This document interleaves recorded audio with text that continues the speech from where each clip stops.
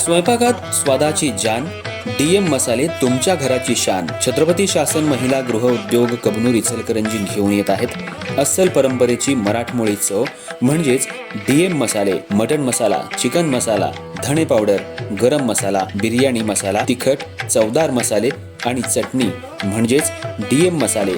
तर आजच आपल्या जेवणाची रंगत वाढवण्यासाठी केमिकल विरहित डीएम मसाले, गृहिणींच्या मनातले मसाले आणि चटणी अवश्य वापरा. डीएम मसाले महिला बचत गटाद्वारे करणारे स्वच्छ माफक दरामध्ये म्हणजेच डीएम मसाले.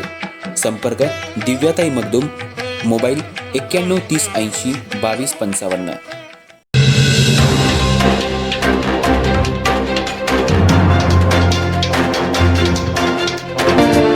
इचलकरंजी शहरातल्या मध्यवस्तीत मेफेंटरमाइन सल्फेट इंजेक्शनची बेकायदेशीर विक्री करत असल्याप्रकरणी समर्थ दत्तात्रय चौगुले व 19 या तरुणाला गावभाग पोलिसांनी ताब्यात घेऊन त्याच्याकडून तब्बल 63,000चा मुद्देमाल हस्तगत केलाय. अधिक तपास गावभाग पोलीस करतायत.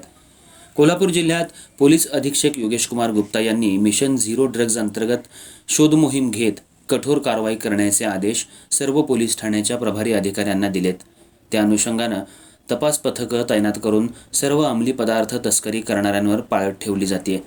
दरम्यान सायंकाळच्या सुमाराला शहरातल्या पंचगंगा नदीजवळच्या स्मशानभूमीजवळ एक तरुण मेफेंटरमाइन सल्फेट इंजेक्शनची बेकायदेशीररित्या विक्री करायला येणार असल्याची गोपनीय माहिती गावभाग पोलिसांना मिळाली होती. त्यानुसार त्या माहितीची खातरजमा करून परिसरात सापळा लावण्यात आला. दरम्यान यावेळी एक तरुण संशयास्पद हालचाली करत असल्याच्या कारणावरून त्याची अंगझडती घेऊन अधिक चौकशी केली असता उडवाउडवीची उत्तरं त्याने दिली. अखेर पोलिसांनी त्याला ताब्यात घेऊन मेफेंटरमाइन सल्फेट इंजेक्शनच्या 100 बाटल्या, मोटरसायकल आणि मोबाईल असा एकूण 63,000 रुपयांचा मुद्देमाल हस्तगत करून समर्थ दत्तात्रय चौगले वय 19 राहणार शिवाजीनगर आवळे हायस्कूल शेजारी कोरोची याच्यावर गावभाग पोलीस ठाण्यात भारतीय न्याय संहिता कलमांतर्गत गुन्हा दाखल केलाय. या प्रकरणी पुढील तपास पोलीस उपनिरीक्षक गोविंद कोळेकर करत आहेत.